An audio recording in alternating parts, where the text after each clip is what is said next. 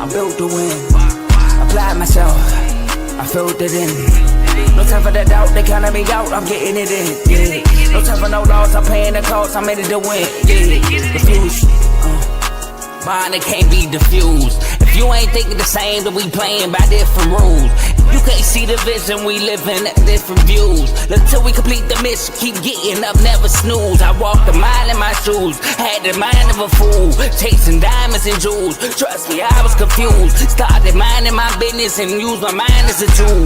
Ended up finding my purpose and found the time to get to it. They told me I couldn't do it, they told me I couldn't make it. They sold it, could never break it. That's sadly mistaken. I need a piece of the pie, I want it so bad I can taste it. They told me like Toby, keep on running toes, they gon' take a few to lose. Built to win, applied myself, I filled it in. No time for the doubt, they counted me out, I'm getting it in. Yeah. No time for no loss, I pay for the cost, I'm winning to win. Yeah. Refuse to lose, I'm built to win. Applied myself, I filled it in. No time for the doubt, they counted me out, I'm getting it in. Yeah. No time for no loss, I'm paying the cost, I'm in it to win. Yeah. Refuse.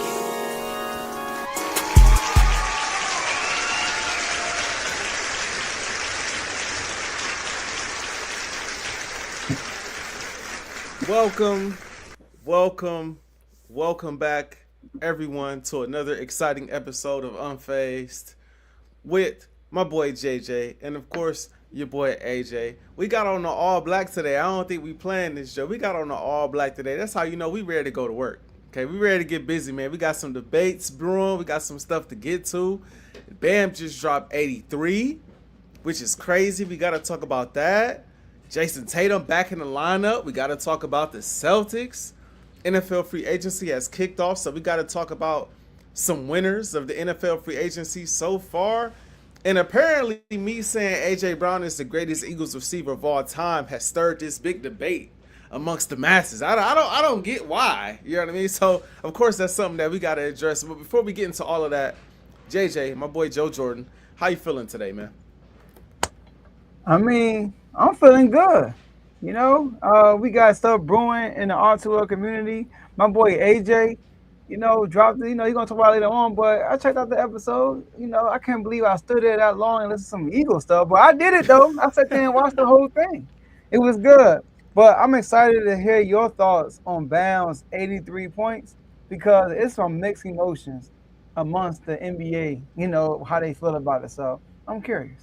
Yes, sir. Yeah, we got to talk when it's time to talk about what your boy dropped. We got to we got to get to that. We got to talk about that. But we're gonna save that for a little later, probably towards the end of the show when it's time to talk about that. Maybe mix it in when we talking about AJ Brown. I think that might be a decent time for it.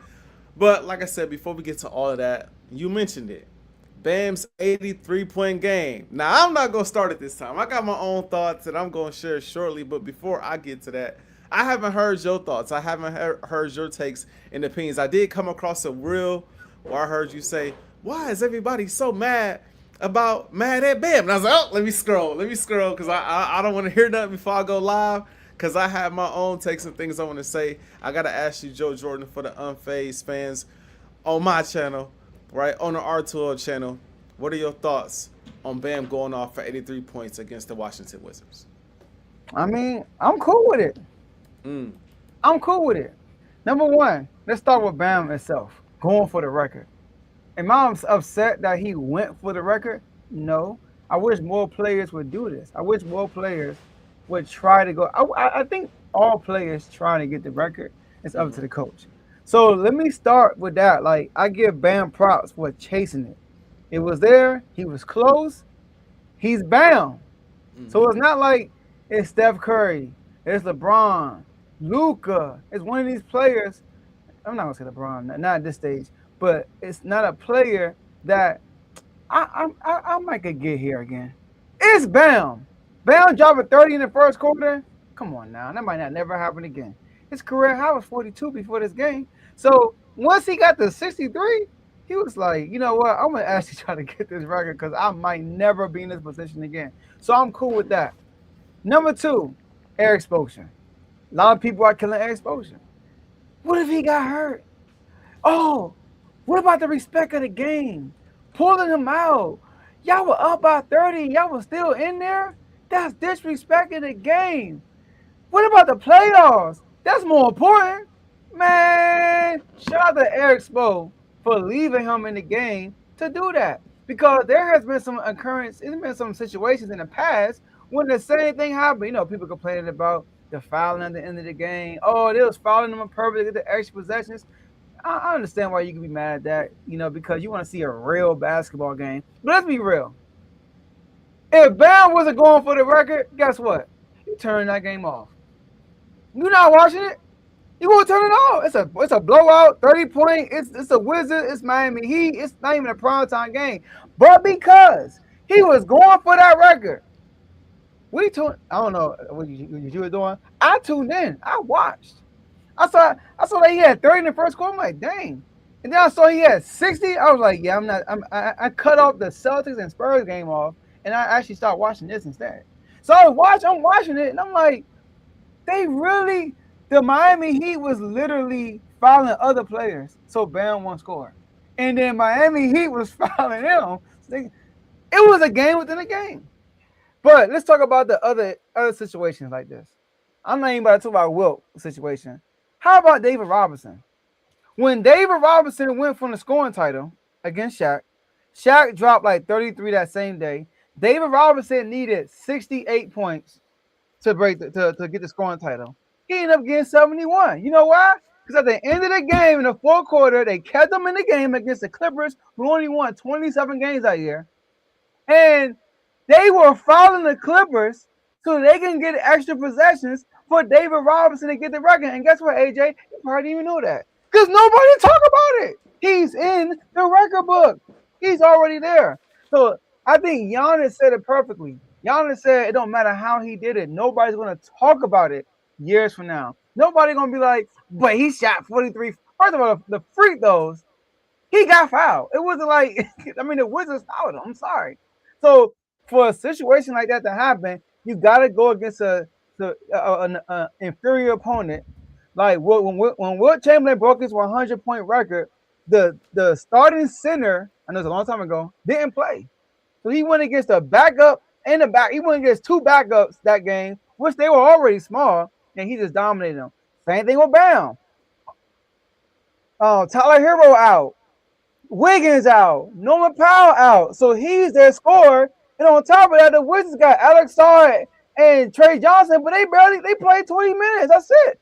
So you're going against backups. So obviously, when you have a game like that, opportunities, I'm cool with it. So I have no issues with Bam breaking the record. I actually think it's good for the NBA. It's only a problem. Shout out to my boy AJ. It's the name. Because it's Bam. If it was Steph, he wouldn't be like, oh, they fouled on purpose. Nobody would be talking about that. Maybe a few, but not as much. If it was Luke, maybe Luka, because they don't like Luka. And last thing I want to say is this. The people that say, oh, you should never broke it. It's Kobe Bryant's record. Oh, you should have leave it as Kobe's record. What? Kobe probably turned in his grave hearing you say that. Kobe wants you to break the record. He want that. And somebody on ESPN brought this up. I forgot his name. I will give him a shout out. He said when Michael Jordan hit the game winner in the All-Star game, we all got excited. Kobe got fouled. And they told Kobe to miss the free throws. What Kobe do? He hit both of the free throws, won the game. Kobe will be proud. He wants you to break that record. And that's really my last thing. I saw an interview with Kobe, and there was a high school player who scored over 100 points. And they asked Kobe, they told Kobe about it. He said, 100 points? It was like, how many shots he take? They said like 128. He was like, wow. How much he scored the team? Like 150. No other teammate had over 10 points. He said he must have had the Mamba shoes on. Kobe, what? Kobe wants you to break that record. So I'm cool with it, AJ. The floor is yours.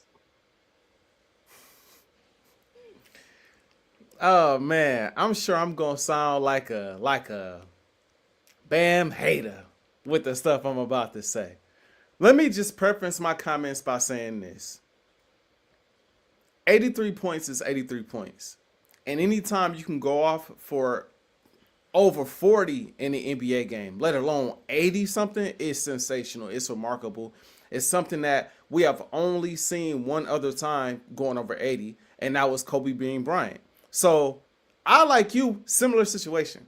You know, I was watching, I forget, I might have been watching the Celtics and Spurs. I know I was watching something else. And I got the alert. I actually was on Twitter at the same time. I was kind of multitasking. And I was on Twitter, and it was like, yeah, Bam just went for the highest total in franchise history for the Miami Heat. And I'm thinking, like, dang, like, Bron went off before, you know, D-Wade went off. Like, how much he got? And I looked on Google. It was like, yo, he got 70. Hold on. Like, let me swap the channels and get to the game. And I'm watching the game. And as he's approaching an 81-point record, I'm getting more and more disgusted. I'm getting more and more agitated. And the reason why I'm getting irritated and disgusted with him getting the record is because of how he got the record. Now, you just said it. I like how you said that, Joe, because you set me up perfectly with nobody's gonna remember how he did it. That's my beef. Nobody's gonna remember how he got it later on down the line. And my bigger issue is this.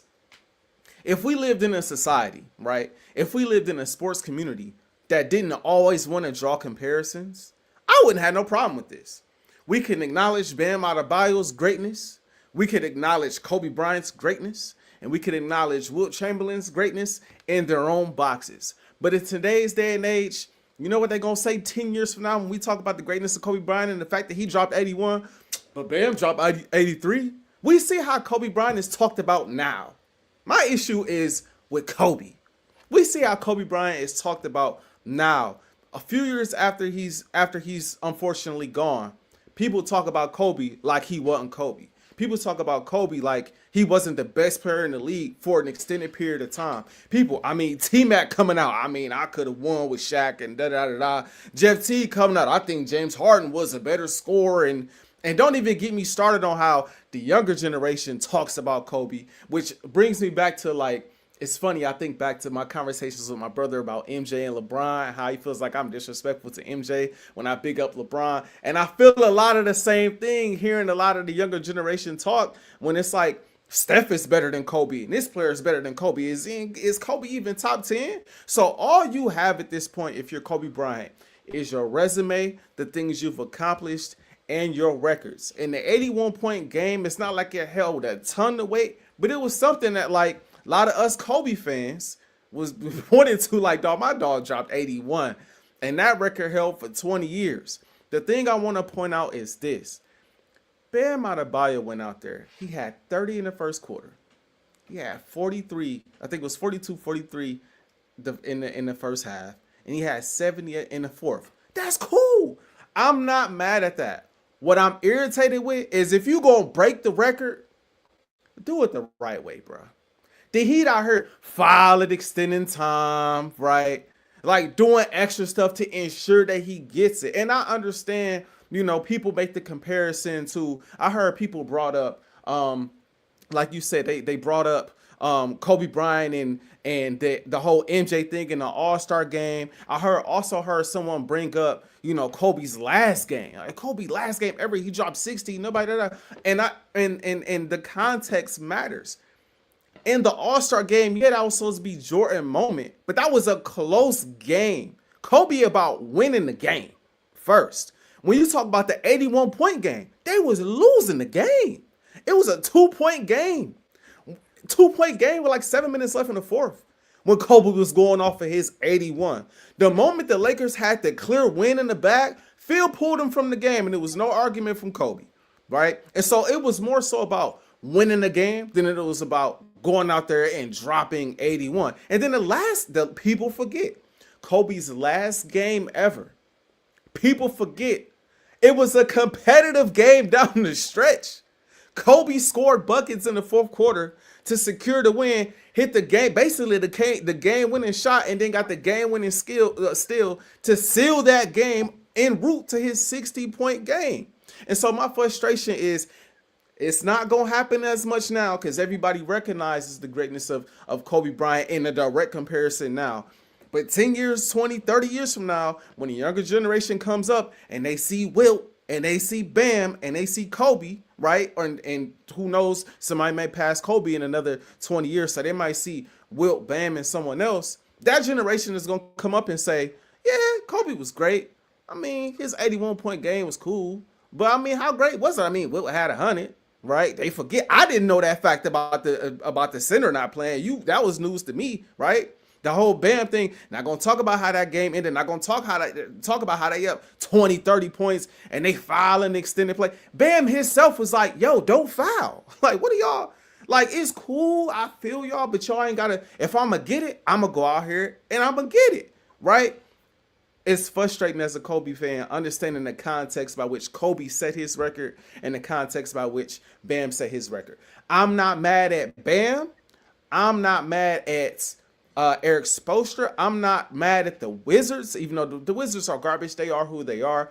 I'm mad at the narratives that I know are going to come 10, 15, 20 years, maybe even 5 years from now, when we talk about the greatness of Kobe Bryant. This may be something that is now looked over because someone passed it by doing it in the way that KD, last thing I'll say is this before I pass it back to you. The weakest move in basketball history was KD going to the Warriors, right? We remember that.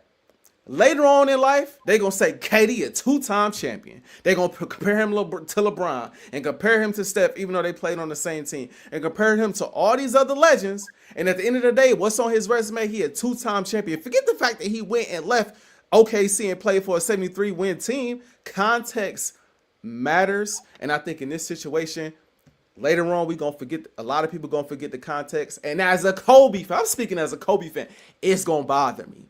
Because context is missing a lot nowadays when we talk about Kobe Bryant. So call me a bitter Kobe fan, but I wasn't feeling it. And after he beat it, the way he beat it, I turned the channel and I moved on with life. So the whole Kobe thing, yeah, he dropped 81, but to me personally, that's not big. Like it's big, but it's not.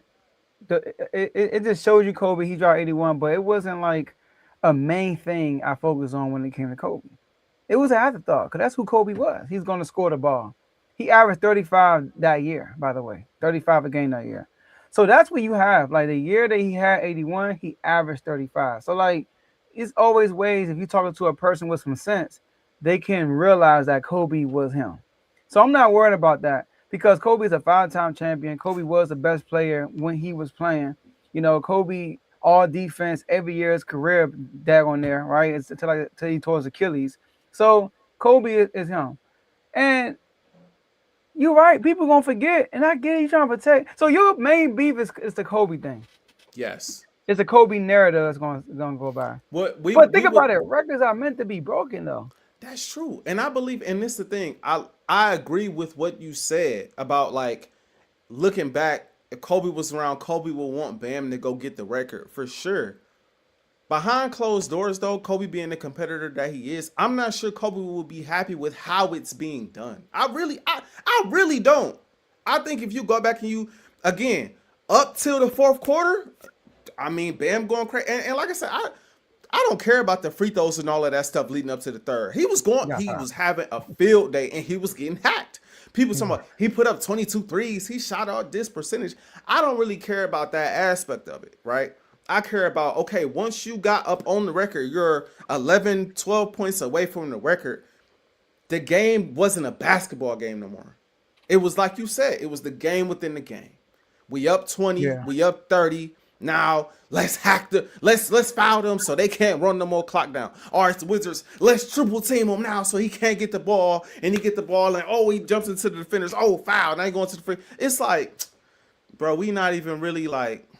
It got to a point where it became clear and obvious he was going to break the record, and I don't think 83 points is 83 points. But again, Wilt has the true record that we haven't seen.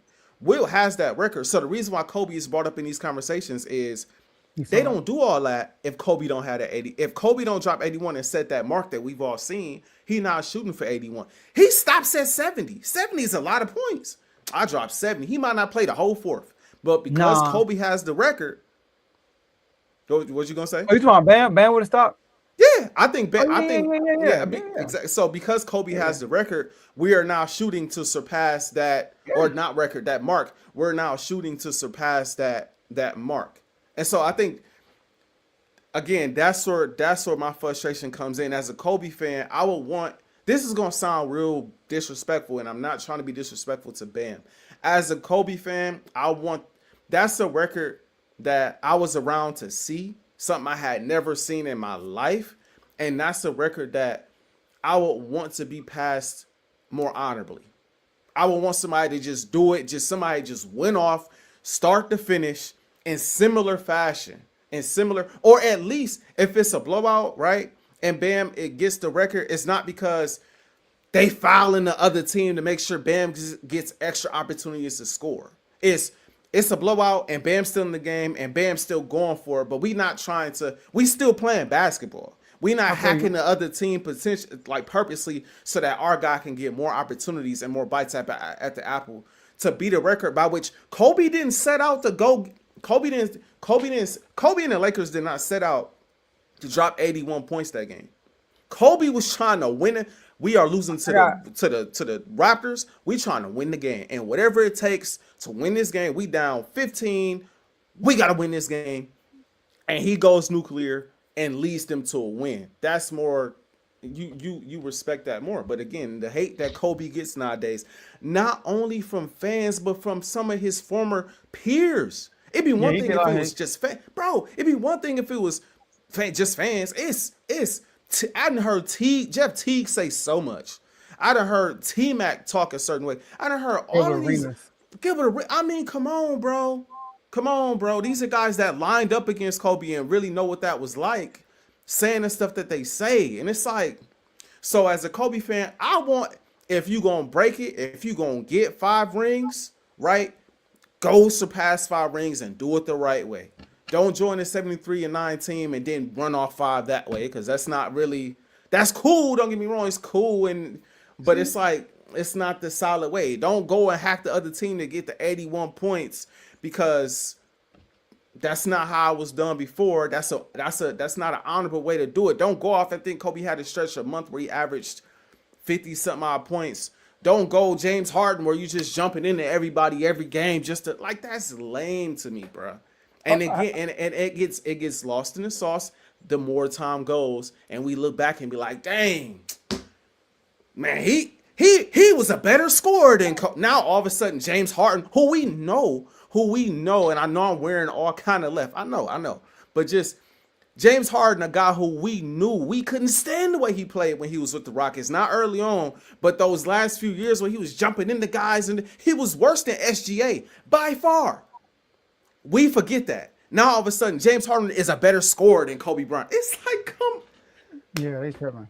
That's just nothing against Bam, and I know this is supposed to be about Bam, but I think it's hard to have this conversation without bringing up what came before him and what he just surpassed, which makes the moment the moment.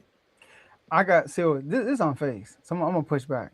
But first, I know we can't wrap here too much, but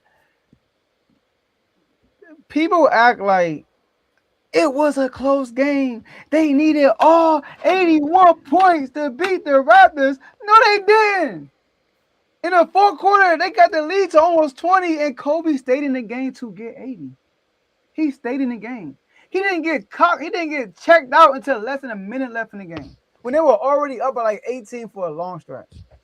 That was number one. And number two, we accept what we tolerate. Because when somebody misses a shot on purpose to get a triple-double, we don't complain. When people put somebody down at the free throw line so they can get the rebound and get the triple-double, we don't complain. But when Bam does what he does, we complain. It's because of the magnitude. It's because it's Kobe's record. If it was him to get 50 points, we wouldn't be complaining. We only complaining is because he's getting Kobe Bryant's record.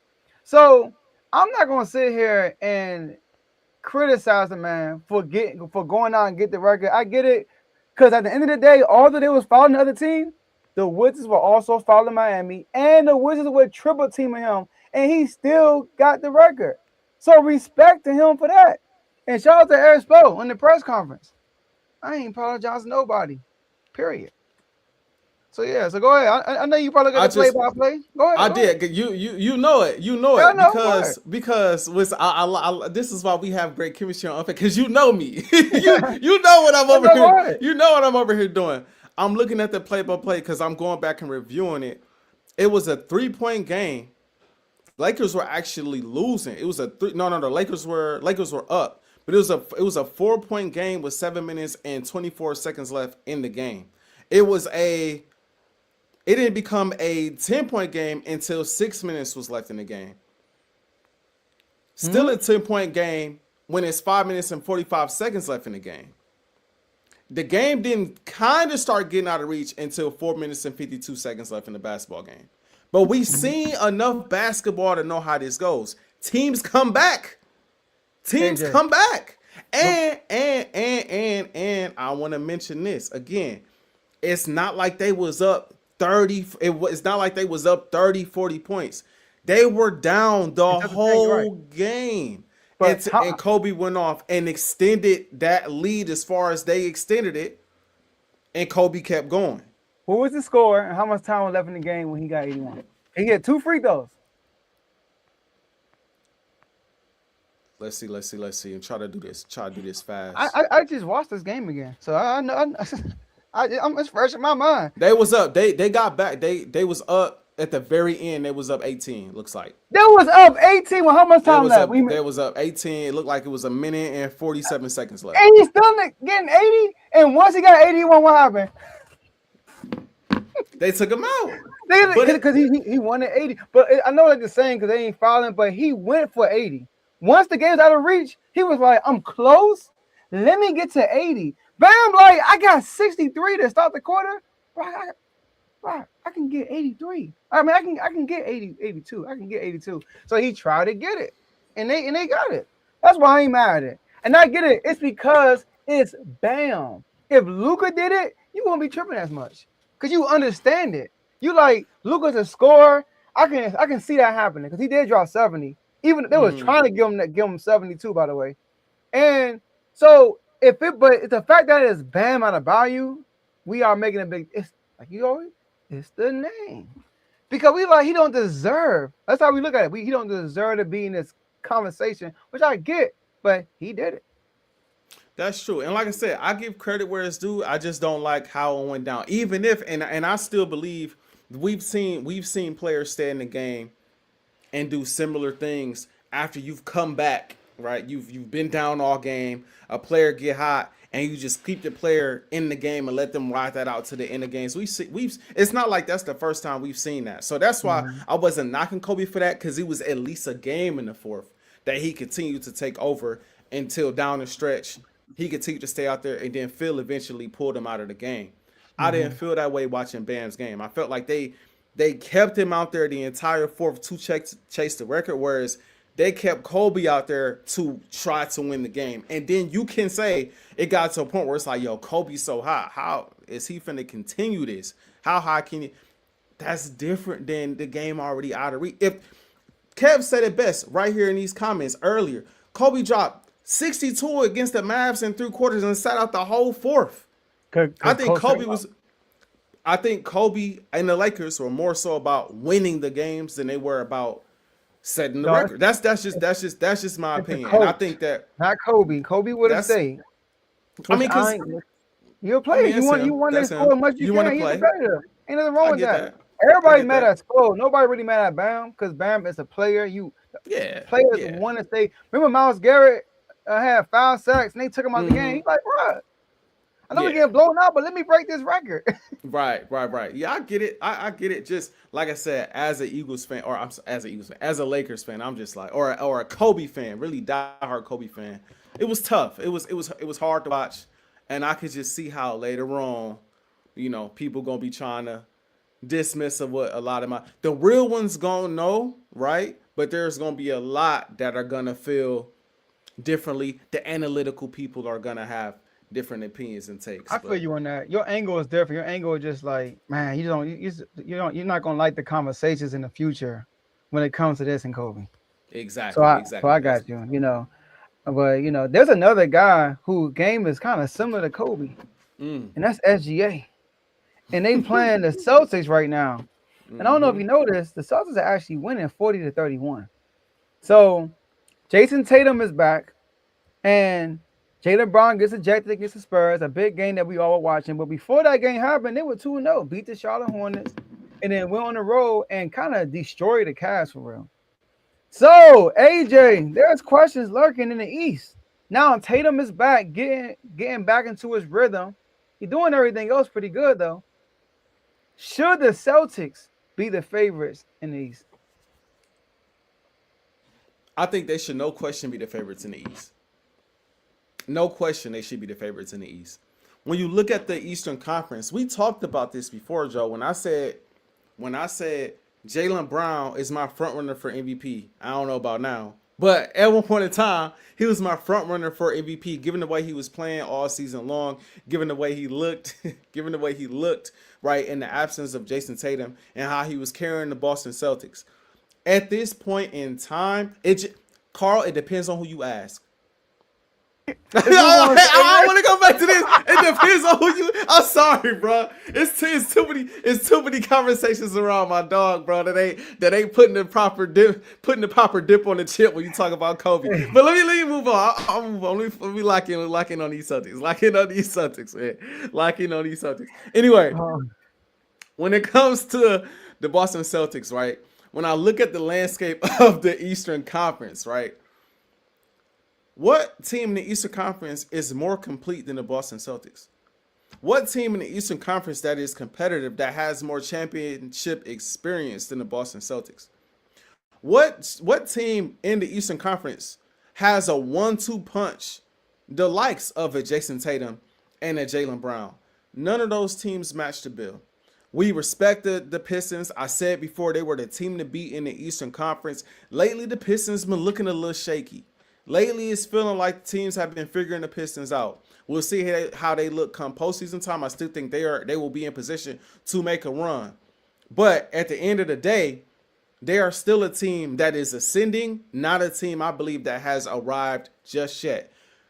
The Knicks, you don't know what you're going to get from the Knicks. You just don't know.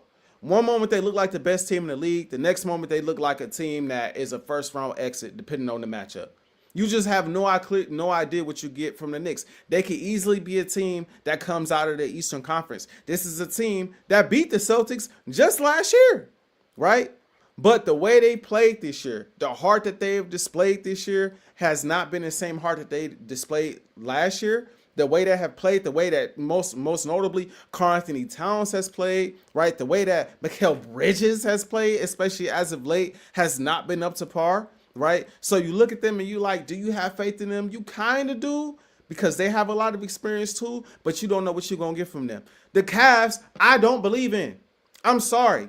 I do not believe in the Cavs. If I'm being real with you, I ain't believing in the Cavs last year. I ain't believing in the Cavs. Definitely ain't believing in the Cavs this year with James Harden. I just don't see it. Now, maybe later on down the line, when this team, right, has more time to build that chemistry and more time to mesh together, I'll feel differently about the Cavaliers, right? At that point, I will feel different, or I may feel different about the Cavs. But I think right now, James Harden coming to the team like mid-season, right, and you trying to form that chemistry, guys, in and out of the lineup, it's hard for me to say that team just built is going to go up against the Celtics and beat the Celtics. And then who else you got in the East? I mean, no disrespect to Orlando. They're a good team, but get out of here. Okay. I'm sorry, Vaughn, if you're listening. I mean, y'all cool, but y'all ain't Boston. You know what I'm saying? Y'all ain't there yet. Miami, I know Bam just did his thing, but I ain't trying to think he had 20 tonight. You know what I'm saying? So back to normal for Bam, unfortunately. I just don't see it. The Raptors and the Hawks, I mean, get out of here. So when I look at the landscape of the Eastern Conference, this has a lot to do with the Celtics and the championship pedigree that they have, right? A lot to do with Jason Tatum and the ceiling that he can reach. What we've seen Jaylen Brown do. I think now that they have seen Jaylen Brown do what he's done, Jason Tatum could kind of take his foot off the gas a little bit and ease himself back into the lineup, right? And not have to exert too much energy to help the Celtics win games. And then it's also about the landscape of the East. If they was in the West and OKC was in the way, Denver was in the way, maybe Minnesota was in the way, some of these other teams, the Spurs were in the way, I would feel differently. But in this East, I got the Celtics coming out. If you're telling me Tatum is going into the playoffs healthy and they got this backstretch to get that chemistry down, and Tatum has looked good. Remember, I questioned how he would look coming back a little early, right? How does he mess with Jaylen Brown and the team as presently constructed? He's looked great. And he ain't hit that normal Jason Tatum 30, 40. He ain't hit that just yet. He's looked great. So I don't see nobody beating the Celtics right now. If I had to place a bet, I would put the house on the Celtics to win the Eastern Conference. All right. So he looked great. Define great for me. Because great by the standards of he's fresh off of an Achilles tear. We haven't seen him in a while. He don't look great according to the standard he set before his injury. No, but he looks great as far as like you can tell he's gonna get back to the level. At least for me, I can tell he's gonna get back to the level that he was just at. But it's gonna take him time to get his feet underneath him, get his wind back, get his conditioning and things of that nature. But it's not like he out there limping around or moving gingerly or not able to do a lot of the same stuff. He looked fresh. Now he did miss that alley the other day. Don't look like the hops is there, but he was never a Vince Carter type of guy anyway. He a jump shooter. Yeah, but he could be a post player. He a 3-point shooter, mid-range shooter. So to my eye, given what I was expecting coming off an Achilles tear, right, to start, given a little bit of a ramp-up time going into the playoffs, I think he looks great according to those standards. Okay. So look, I heard you say a word. They are the most complete team in the NBA. I mean, just about a week ago, who is JB playing with? He got no team. He playing with nobody. Now we add Tatum to the mix. Now they got a complete team. Now you said they got the best duo. Then you got an argument. But now we go from he playing with nobody to the most complete. To be complete, you gotta be good all around. You gotta have all the edges smoothed out, all that stuff. You can't have no bumps in the road. But before Tatum got here, it looked like they was on a bumpy road. I mean, the whole time. And now Tatum here is complete. That don't add up to me right there. I think the Knicks are a more complete team than the Celtics. You look at their roster, they have a complete team. They have areas in different ways to score. They got defenders, they got 3-point stretchers, they got height, they got rebounders, they got a bona fide scorer in Jalen Brunson. But if he have an off night, they got multiple guys who can carry the scoring load. So overall, we look at the roster, the Knicks have the most complete team, in my opinion, in the East. And then also when they listen, the reason why I'm not putting them as a favorites right now because Tatum has just came back from the Achilles, and the Celtics haven't shown me that they should be. I haven't watched them said, man, woo, they the favorites. They played Dallas, who's tanking. Okay, they beat them by 20. They play the Cavs, big game, right? Did you know the Cavs is our only top team in the East the Celtics beat this year? Beat them boys 3 over this year so far. Beat them twice with only Jaylen Brown. So was I surprised they beat the Cavs? No, I was not. They played against the Spurs. Brown got hurt. It was really a good game down the stretch. They ended up winning the game. Now they're playing OKC without Tatum, and they're winning. So I'm not going to put them as favorites yet because Tatum hasn't shown me that he's fully back yet. Now, if you tell me, because I said this on our R2L show, if Tatum could get back to Tatum, then they are very scary. Like they can. I don't think they should be the favorites yet because it has to be proven. I think it's hard to pick a favorite in the East. I would go with Detroit or the Knicks right now, but I won't go with the Celtics right now because with the healthy Tatum, they lost to the Knicks. So I'm not gonna say that they're favorites right now for those reasons. Joe, if we not going with the Celtics, you said we going with the Knicks in the. As of late, what have the Knicks shown you? They blew out Denver, they blew out the Spurs, and they just lost to the Lakers. They lost to the Lakers, so they are like a little roller coaster. They lost to the Lakers, if I'm not mistaken. They lost to the Clippers too. The Clippers beating a lot of people, but the Clippers. I'm serious. The Clippers been tough lately, but the Knicks are a roller coaster. But at least the Knicks are beating the great teams in the NBA. The Celtics are not. I mean, because the Celtics just now getting Tatum back. And I'm not gonna push back too hard on this thing because I feel like I let it slide before when we was having the MVP conversation about Jaylen Brown and how they wasn't beating all these teams. I should have went back and did a little bit more research on some of them games. So some of them games, they ain't losing them games because of Jaylen Brown. Some of them games, Jaylen Brown going off and they still lose. He hasn't 33 against Detroit. I mean, so it's like I should have had that in the clip, and I didn't have that loaded. I went back and seen. I like he got me. But all I'm saying is, this is the thing about the Boston Celtics. This is the part that we miss, right? So, yes, I said that the Celtics. Who is Jaylen Brown playing with? Because at the time, if you could key in on Jaylen Brown, a lot of them other guys tend to struggle. But when you add Jason Tatum into the fold, it makes the overall team better. Because now you have to focus on JB and you have to focus on Jason Tatum, especially when they're on the court together. So that puts everybody in their roles again, right? That puts, White in his role again. That puts Pritchard in his role again. That puts all of your role players that are good at what, like, don't get me wrong. They're good shooters. They're good at what they're doing. They're good space creators. And occasionally, Pritchard can get busy and create his own shot. White can get busy and get his own shot. But I don't think that's naturally their game. When you add a guy like Tatum into the fold, I believe, again, now the team is complete because you have two guys that can get their own. And if you capitalize on those two, like we saw a few years ago, now you got shooters all over the place that's wide open and they can light you up. So that's why I feel the way I feel about them being a complete team now with the addition of Tatum. But the thing is, again, like we said before, Jason Tatum just got back. He just got back. And we do have to see him continue to ascend and continue to improve, continue to get back to himself. But he got time. Ain't like he coming back and he got 2 games before the playoffs start. This is one of the heavier months in basketball, if not the heaviest month in basketball, leading up to the postseason. So he's got time to get that win underneath him. He's got time to get that confidence in that Achilles. He has time. Mm-hmm. The team has time to continue to build that chemistry leading into the playoffs.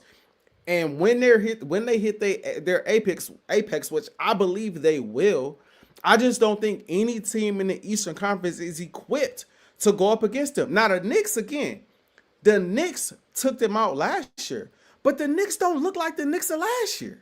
They don't. Now, what I will give the Knicks is this. Last year, they had similar regular season woes. They did. Last year, they looked like they couldn't beat nobody in the regular season. That was a talking point going into the postseason. And then in the postseason, they rattled off a bunch of wins, got to the Eastern Conference Finals. So I will give them the benefit of the doubt in this way. But they not coached the same way. They don't, when they play, they seem more finesse than dog nowadays. And I don't think that's going to work against a few teams at this point in the Eastern Conference. Now, I know I picked the Knicks to come out of the East at the beginning of the season. I'm going to stick to it just because I don't want to jump off my original pick. But they see the Pistons early on, they probably going home. I think they see the Celtics at this point. I like how the Celtics match up at this point with that team, right? I like the fact that the Celtics, because the thing about the Celtics has always been a knock on them.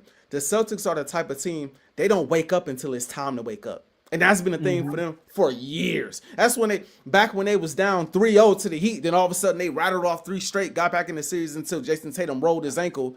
And that's just been the Celtics. And I honestly think, as bad as it sounds, I'm not making excuses for the Celtics, it felt like they sleptwalked through the second halves of those Knicks games. Because if you remember, if I'm not mistaken, they was up 20 in the first half of both game 1 and game 2. And the Knicks came back and smoked them in I think the second half going into the fourth. So it's like, no excuse. Okay. But all I'm saying is, I don't look, the East has not given me enough confidence when I watch any of them play on a night in, night out basis for me to be like, you're going to take out this Celtics team that is, I believe, hungry, motivated. JB now being arguably the best player on the team, having the season that he's having. Jason Tatum coming in and filling in. And at this point, Jason Tatum don't necessarily got to give you 30 to 40. He come in and give you 20. And they will dominate teams in the postseason, I believe. As long as Jaylen Brown continues to play the way he's playing and those role players hit shots from the outside. So I have more faith in those teams than I do ultimately in the Celtics than I do in the Knicks, and definitely the Cavs. And Detroit is coming, but they're not there yet. They need a little bit more. I just have more faith in the Celtics. See, when you say I'll bet the house on it, like it's a done deal, That's where I'm off the boat with you because you just said it yourself. The Celtics are a team who basically lock in when they need to, and you know why? It's because of their leader, Jason Tatum. It's him. He's not locked in. In those first 3 games in Miami, he was the one that didn't show up, and then he decided to show up. They started winning games. That's how they are. And you're telling me that same leader that we're talking about, that's a roller coaster, fresh off of Achilles. Now Jaylen Brown is leading. So we expect this team to all of a sudden just flip the switch and just go through the East. Like definitely should be the favorite. I disagree with that. Of the two players, and I like I like that point because I think that works for me. Of the two players, Jaylen Brown seemed like the one that's more of a natural leader. The one that's more of the guy that gets the locker room together. The one who I won't say takes the game serious because I don't want to insult Jason Tatum. He's more of a dog. But he more of a dog. And I think it helps that now he's the guy now. You're not looking to Jason Tatum to light that fire amongst the Celtics. You're looking at JB. That helps. Because JB is now the guy that lights the fire and gets everybody going. He's done it all season long. And now you're just like, listen, Jason Tatum, when you feeling good, do your thing. But this right now is Jaylen Brown's team. And Jaylen Brown ain't taking no games off. Jaylen Brown ain't taking his foot off the gas. He going at you 110% every game, especially in the postseason. And so that's why I like this dynamic. Now the dynamic has switched. We have a different, clear leader, a guy that's still in the MVP conversation, that's looking to ascend, while the other guy who is still great and can still at his best give you 30, 40, 50 if need be, has time to get his legs underneath him going to the playoffs. And I believe when you need Jason Tatum to step up and be that number 2 or 1B to Jason Tatum's 1A or to Jaylen Brown's 1A, he could do that, but he's not relied upon the way he was because JB has taken that mantle. I think that makes the Celtics a better team. I think it makes them a better team when it matters most. The question is, can he elevate his game in the playoffs consistently as the number 1 guy? That's going to be the question. I'm not mad if you say I think they should be the favorite. My pushback is I'm betting the house on it. Like, it's like they should be the favorite. I'm not there yet, only because maybe I'm not sure if you're saying if Tatum can get back to where he was. Obviously, that's the case. That's different. But he first off Achilles, and I haven't seen a game yet where he's back. He's not back yet still. Now he's doing all the little things, like he's rebounding, he's getting assists, he's playing defense, he's starting his feet. But he's still super rusty, which expected.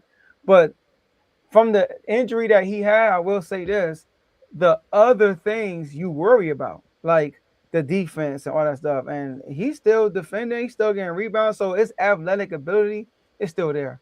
It's all about him getting in rhythm. So I am telling people, like, watch out for the Celtics. Like, they can win the East with Tatum, but I'm not saying they're a clear-cut favorite right now, like you're saying, basically.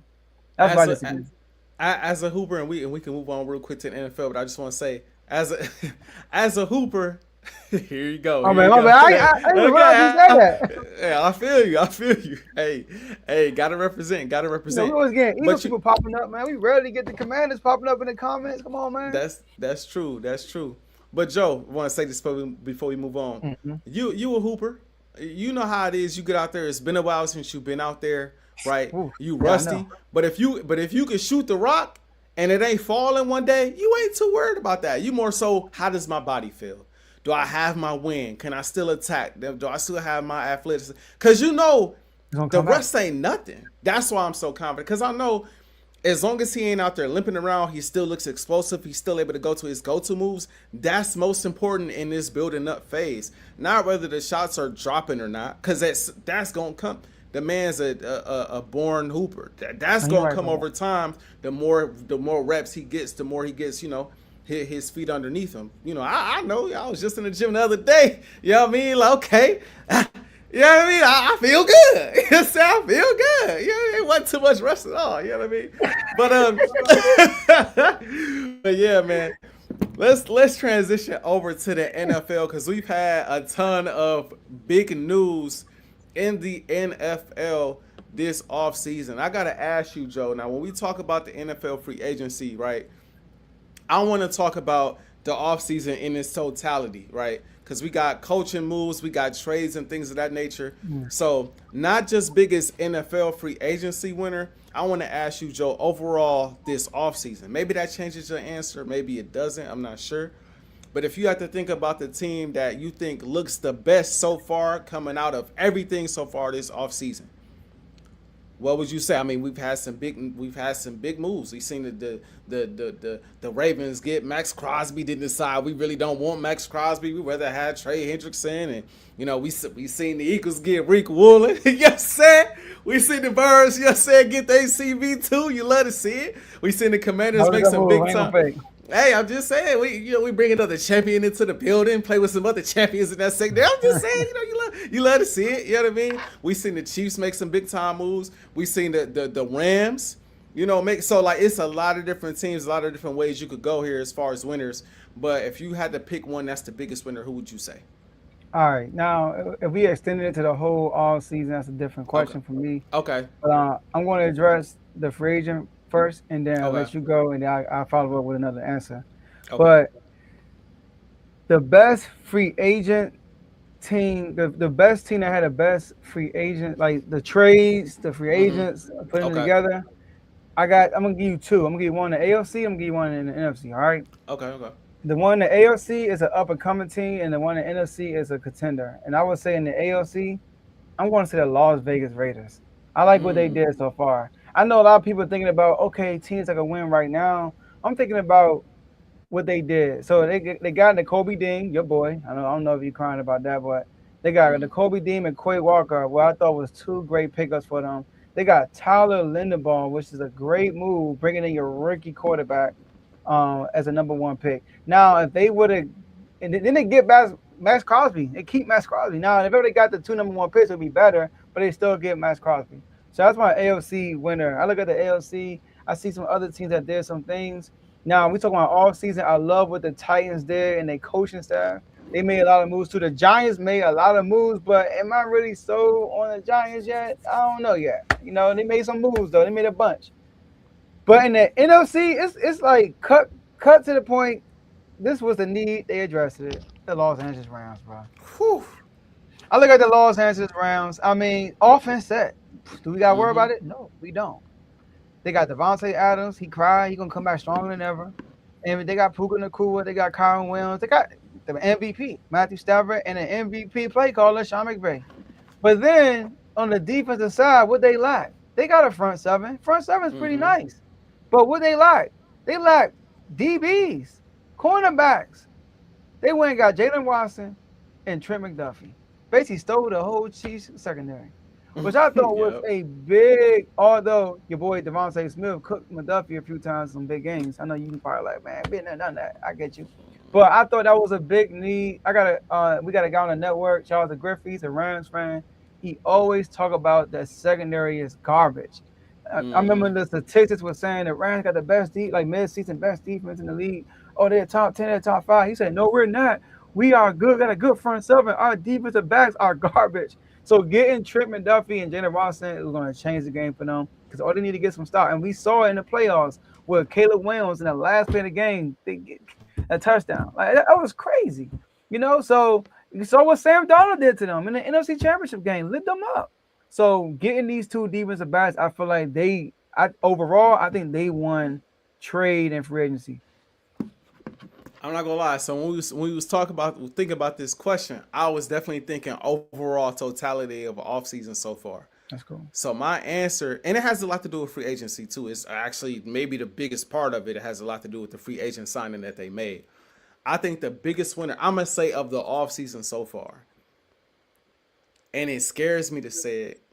I don't want to say it, but I'm gonna say it. Woo! The Kansas City Chiefs, I believe, are winning the offseason so far. Okay. I think the Chiefs are winning the offseason so far.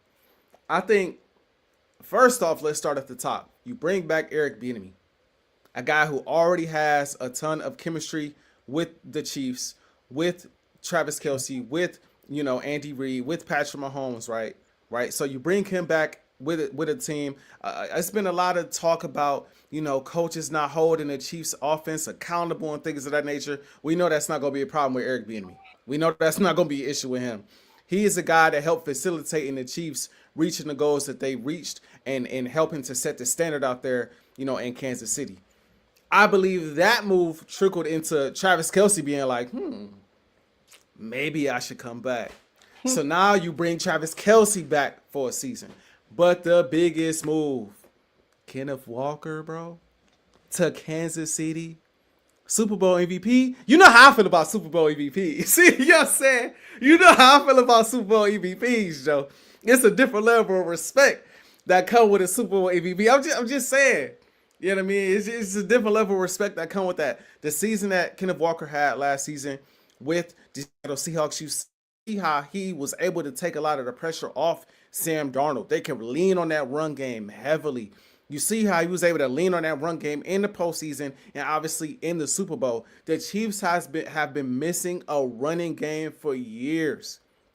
It's been years where Patrick Mahomes lead the team in rushing for a postseason, or lead the team in rushing in the Super Bowl, or lead the team in like that has happened several times with the Kansas City Chiefs because they rely so heavily on Patrick Mahomes. Now we're bringing in a guy like Kenneth Walker. That's the guy you're gonna feed the rock, especially for a guy like Patrick Mahomes, fresh off of a bad knee injury, an ACL tear, right? Fresh off of that. Now it's like, all right, Pat. Now we want you to sit back. We want you to hand the ball off a little bit now. We don't want to put as much on your shoulders. We want you to hand the ball off now. Now, I don't like them losing Trent McDuffie. Obviously, that is a tough loss, right? At the same time, I think the way this offense is going to be able to, when Patrick Mahomes gets back healthy, dominate time of possession, keep the defense off the field. I don't really have the same worries about the Chiefs defensively as some others may. So I think all in all, just thinking about how this, like we keep on saying, and we gonna say till we blue in the face, that Patrick Mahomes is the best quarterback in the National Football League. When Patrick Mahomes is around, he kind of decides who comes out on top in the end. That's just the truth. Last few years, with the exception of this past year, Patrick Mahomes has basically been the deciding factor in who won the Super Bowl or not. So any way you can help Patrick Mahomes, especially offensively, and getting a run game established to make it easier on him to do his job from the quarterback position, I think that's a big time win. Now, I will admit, if you did not say the Rams, I was probably going to say the Rams. It was a toss-up between the Rams and the Chiefs because, again, I'm a fan of McDuffie. And the Rams, like you said, they had a need. They addressed the need. They are set going into this season. And you could argue the same thing the same way I talked about, Kelce coming back. They just got the league MVP back, right? Stafford is back. And now you solidified that defense on the back end. So I think what they did, is special. But I'll be remiss to not talk just a little bit about Reek Woolen. Just a little bit. Not too crazy. Nothing too crazy. Because I'm not going to talk like he the best corner in football. But what I will say is this. The Eagles have lost a lot of pieces. Reed Blankenship not in the building no more. I am salty about not having the Kobe Dean. I'm even more salty that we was not able to re-sign Jalen Phillips. Jahan Dotson, I don't know if you've been trolling or not in the chat, but Jahan Dotson obviously signed with the Atlanta Falcons. I think he had a higher ceiling than what we tapped into, but we did not tap into that ceiling, unfortunately. Helped us win the Super Bowl, but he didn't tap into right. He didn't tap into the cylinders that I believed he had with the Philadelphia Eagles. But what I will say is, mark my words, Howie Roseman will make a move for an edge rusher, whether it be a Jonathan Gennard or a Max, probably not Max Crosby, probably be Gennard or somebody along those lines. He will make a move for an edge rusher. You still got Jalix Hunt back there, right? You still got Zach Bond. You just re-signed Jordan Davis. You will more than likely re-sign Jalen Carter. All of these rumors about us trading Jalen Carter was just BS to begin with, in my opinion. You're going to re-sign Jalen Carter. That secondary, we got to figure out what we're doing at safety. We got to figure that out, right? Because I thought at one point we might go and get CJ back again, or we might go and get Brisker. Both those guys gone. So we got to figure out what we're doing at safety. But as far as a cornerback trio, This trio has the potential to be one of the greatest DB. If we fill out the rest of this defense, this trio has the potential to be one of the greatest trios of all time. I'm gonna just put it out there. I'm gonna put it out there. I'm gonna put it out there, bro. Because we saw how great it was with Adoree Jackson. You got Vic Fangio coaching these boys. We gonna miss Christian Parker, our DB coach. We gonna miss that. Shout out Dallas, they got him. But you got Rick Willen on one side. You got Cooper DeJean in the slot. You got Quinyon on the other side. Oh. It's going to be Clam City. It's going to be Clam City. I just had to bring that up. But all in all, I like what the Kansas City Chiefs have done. And if Patrick Mahomes comes back looking like Patrick Mahomes, man, it's going to get ugly. And I will say this. Last thing, I want to say this. I don't know if Dave is watching or 49ers fans is watching. If we see Mike Evans, hypothetically speaking, ain't playing by week 5 because he got some type of hamstring issue like he's had over the last, 5-6 years, I'm not trying to hear it. That's all I'm going to say. I'm not trying to hear it. A team that has been injury riddled for feels like a decade straight, whether it be the quarterbacks, the receivers, the defense, goes out and get another aging receiver, big time name, it's the name. Goes out and get another big-time receiver, old age, that has had hamstring issues the last couple years in the league. And I don't wish this on him, obviously, but if he comes out there and has hamstring issues again like he has previous years, I'm not going to be trying to hear Purdy better than Hurts because he had Mike Evans. I'm not going to be trying to hear it. I'm not going to be trying to hear it. Y'all knew what y'all was getting yourselves into when y'all signed Mike Evans, bro. I'm sorry. I'm not trying to hear this.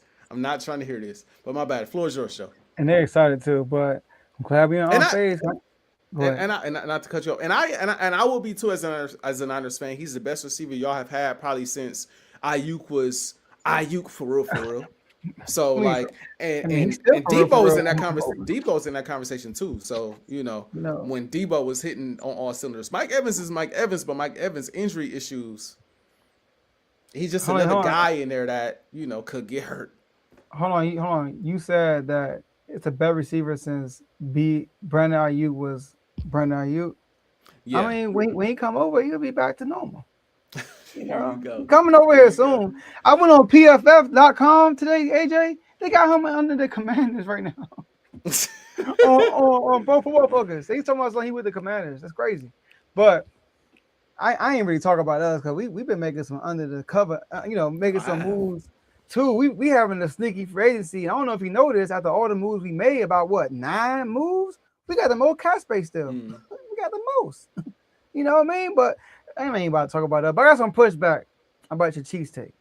So really? Okay. I have a hard time putting the Chiefs at number 1 when they lost their secondary. That's number 1. That's fair. I also think they made the most. I think people are overrating the Kenneth Walker signing. Really? Super Bowl MVP. Let me ask you a question, AJ. Is he a top 5 running back in the league? Off the top of my head, I probably wouldn't say so. No, he's not. I can name top 5 of top. I mean, come on now. He's not better than Derrick Henry. He ain't better than Saquon Barkley. He ain't better than B.J. Robinson. He ain't better than Jameer Gibbs. He ain't better than Jonathan Taylor. He's not top 5. Shoot, is he better than AJae? No. Yeah, you're right about that. So like, my thing is this: Kenneth Walker was behind a good offensive line, and him and Charbonnet ate. Let's not forget about Charbonnet. So if the Chiefs would have got Charbonnet, are we gonna make a big deal out of it? And you know why everybody making a big deal out of it? It's the trophy, not the name. It's the trophy. He's Super Bowl MVP though. But did you even have him in your top running back list before that game? Did you? You probably didn't. But he got the MVP trophy. You're like, oh, he one of the best running backs in the league. Running backs are look, no disrespect to running backs, but they are replaceable. I'm only making a big deal of a running back acquisition if it's a Saquon Barkley, if it's a Jameer Gibbs, if it's a Bijan Robinson, a Jonathan Taylor, some type of generational talent. But when it's not a generational talent, you could be replaced. That's why giving him $40 million, I was like, dang, they gave that man 40. Now, don't get me wrong, it's not all guaranteed. But $40 million, I thought it was too steep. I think he got that because of the trophy. So I think that's an overrated move, and I get it. They need a run game, but you can get that in the draft. See, what you're saying would resonate with me more if he was going to play with somebody not named Patrick Mahomes.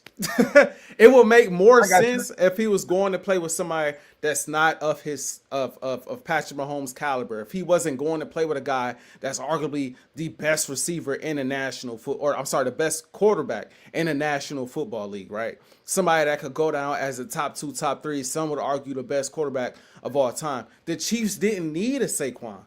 They didn't need a Bijan Robinson. They didn't need somebody like a Jahmyr Gibbs. They needed somebody that was stable back there. The Chiefs were at their best with Pacheco back there balling.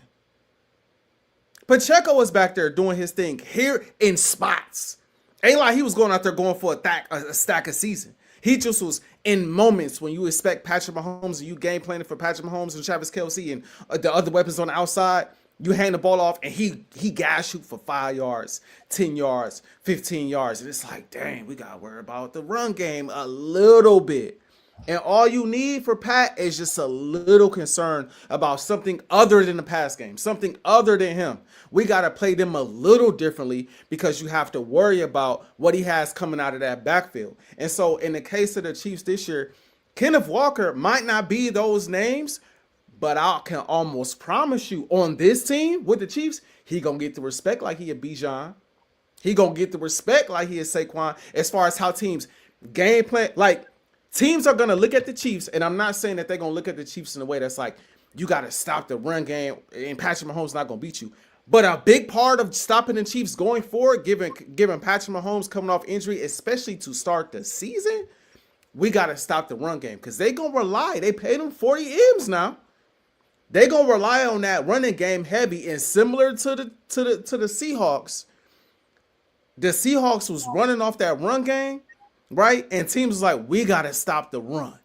If we can't stop the run, we don't have a shot. It's gonna be one of them things with the Chiefs where if we can't stop the run, you will not have a shot at beating the Chiefs unless, to your point, you beat them in a shootout because the defense don't look quite the same, right? Then you'd have more of a case. But the way I'm looking at it. A great player like Patrick Mahomes don't need a ton. It's a similar way as I look at in Carl in the comments, he's not gonna like this, but it's similar to the Bills adding DJ Moore. DJ Moore not AJ Brown. DJ Moore not Justin Jefferson. DJ Moore not all, but he about to go play with Josh Allen. He might look like one of the best in the league playing with Josh Allen. You got a game plan for the Bills a little bit different now because they got DJ Moore, right? And that's going to be a consistent target that's going to make Josh Allen's job easier. Now that's just something else that you have to focus. Eye candy. That's something else that you have to focus on because DJ Moore can kill you too. He did it a few times with the Bears where DJ Moore might take over a game. We saw it a few times against Green Bay, things of that nature. But he's not top tier, but he's the guy you got to worry about. And so that's how I'm looking at this Chiefs move. For a team that didn't have a run game at all, to go add a guy who's playing some of the best ball of his career, confidence boost coming off of winning the Super Bowl, knowing what it takes to get to that level and win on that stage, they're going to have the confidence to hand the ball off to him and allow him to do his thing, run some play action, loosen that defense up, giving Patrick Mahomes more time back there in the pocket to make clear and decisive plays with the football. And I'm glad he brought that up. We smacked them in large part because they couldn't run the ball. In the first Super Bowl we played, they did run the ball, but they couldn't. When they tried, they couldn't. The first three possessions, they didn't even run the ball. Right, but when they went back, when it was down, I think it was down 10-0 before Pat threw his interception, before the Cooper DeJean play, they tried to run the ball in that possession. It's just Jalen Carter never. You said what? Well, Brandon Jacobs, they go crazy on y'all. But y'all had a good run defense also. I do want to say this, though. Okay. I do want to say this. The Chiefs' running game was good when the passing game was good. The Chiefs' run game has not really been good in like last 3 years. The offense has not been really good for real. They've been relying heavy on the defense. And I'm not putting that on Pacheco and nothing like that. When Mahomes was fighting for MVPs, when the passing game was working, the run game was working also. So in the DJ Moore comparison, the reason why I say this overrated is because what they paid Kenneth Walker. They pay him as a top running back in the league.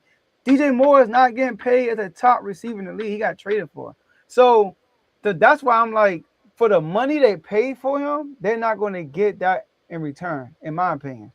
He might be a steady running back and all that stuff. Yes, I get you on that. He improves, but everybody making it seem like they got Saquon Barkley, like the impact, not 2,000 yard receiver rushing attack, but they thinking like y'all gonna be now like heavy run team. He gonna have his career year, all that stuff. It's like, dog, I don't expect that for real. To tell you the truth, he might get a career. He's still sharing carries with Kareem Hunt. They said Kareem Hunt get on the goal line carries. I was like, dang, that's messed up.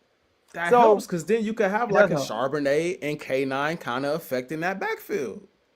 I think that helps. Ultimately, I think that helps the Chiefs. I think if the Chiefs were smart, which I believe they will be, and I think it's a big part of the reason why they went and got K9. If they were smart, they're going to slowly bring Patrick Mahomes back into the fold. Now they're going to come out there and have Patrick Mahomes throwing the ball 40 to 50 times a game, which is why you pay a guy like Kenneth Walker $40 million. Because it's like, we're not going to all of a sudden stop passing the ball. But for the first half of the season and moments in the playoffs, we might be a run-heavy team. Notice, now I don't know if they're going to do it yet, but I'm kind of shocked they ain't went and got Reek Hill yet. I'm kind of shocked they ain't went and made no trade for no receiver. They went and got a running back. They went and got a guy like, we're going to take the load off of you by handing the ball off a little bit. And we're going to not simplify the offense, but make it harder for defenses to game plan for us. Every time we drop back or every time we go on offense, teams are expecting us to throw the football.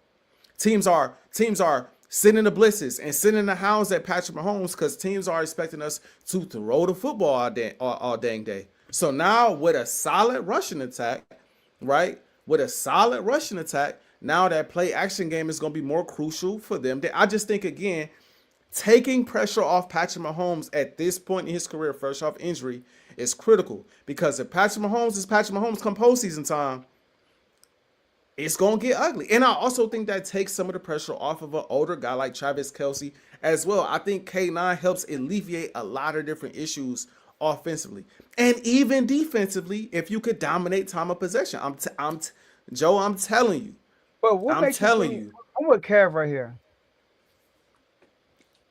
He said Andy don't like Lee on the run. He's not about to start now. And AJ, I get it. He offered. He got an injury. They're gonna be conservative with him early. This is not the first time he went into the offseason with an injury. He had a high ankle sprain and had to get surgery. He came out the next year in the first game threw 39 times. There's 41. I mean, they're gonna throw the ball, bro. A high ankle sprain, Joe. A high ankle sprain ain't no ACL tear. No, it's not. But he had to get surgery. That's what I'm saying. He had to get surgery and all that stuff. It's a different injury. But you really think Andy was like, you know what? We're gonna let Patrick Mahomes throw the ball only 30 times a game? No. And he ain't coming back unless he back. No, Mahomes, he'll come back earlier. But he would. But I'm sorry to cut you off. Now, if you saying this, if your theory was this, we don't know when Mahomes gonna come back. So he might miss the first 4 or 5 games. So we're going to lean heavy on a running attack. So Kenneth Walker can get a lot of touches early. So they need to run a bell cow running back. Then I would understand that. Paying them the money, I guess. You know what I mean? To keep them afloat until Mahomes come back. But I just think I don't want to say this because he's, you know what I mean? I don't want to downgrade nobody's money. But compared to the other running backs that's getting the money he's getting, I feel like he getting paid because of the trophy. Is he overpaid? I agree. I think he's overpaid. But my thought process isn't he's going to carry while Patrick Mahomes is out, because I don't know when Patrick Mahomes is out. My theory is we don't know how he going to look right away out the gate. And I think that the Chiefs have put a lot of pressure on Patrick Mahomes to deliver every single game. Every single game, we want you to come out here and win games. There is not a moment in time where you look anywhere else outside. It's offensively. Defense has won them games too, but offensively, it is Patrick Mahomes or bust. And I think adding a guy like Kenneth Walker adds another dimension to your offense. Like I say, if he's Pat, he don't need much. he don't need much to get back to where he's trying to get, which is why I look at this move like, hey, you bring in a guy, like you said, that could be a bell cow. You still got Kareem Hunt, right? And that takes some of the pressure off him while he gets his legs underneath him. And in the process of doing that, while that is happening, when things kick up and he's getting his legs underneath him and he looks like himself again, you still got to worry about the rushing attack in ways you didn't have to worry about the rushing attack before. You didn't. Kenneth Walker, again, like I say, he's not Saquon and all of those guys, but as a defensive player, you still peeking in that backfield to see, like, we got to be worried about, we still got to be concerned. When they fake that play action and boot to the outside, it's going to be some guys running with Kenneth Walker in ways that they wasn't running with Pacheco. You know what I mean? Like, you have to be concerned about that. And with a guy like Andy Reid and a quarterback like Patrick Mahomes, all of those advantages matter. They all matter. He has done more with less at that position. Anytime you could add to that position, that'll help keep the ball in his hands, dominate time of possession, I think it's gonna be a problem. I'm telling you. I hate to be this guy because you know how I feel about the Chiefs, but I think he's gonna be a problem with them. I really do. Now, if we just talk, the way you're looking at it is like, I'm not looking at the money. I'm just looking at the addition. That's what you're looking at. So yes. If we was looking at the addition of it, like, okay, they replace Pacheco with Kenneth Walker. Yes, it's a huge upgrade. You know what I mean? So I do see that. You know, I was looking. You know, I'm always trying to put my GM hat on. You know what I mean? I'm looking at my GM hat. I'm like, hold up, bro. This $40 million ain't adding up. You know, that's what I'm saying. But this man got Adam Pierce Adam Peters at GM, and now all of a sudden I got my GM hat on. Like, yeah. You know what I mean? I ain't saying too much. You know what I mean? Because we flying under the radar right now. And the 49ers need to chill, bro. I get it. He did y'all dirty. Let that man go.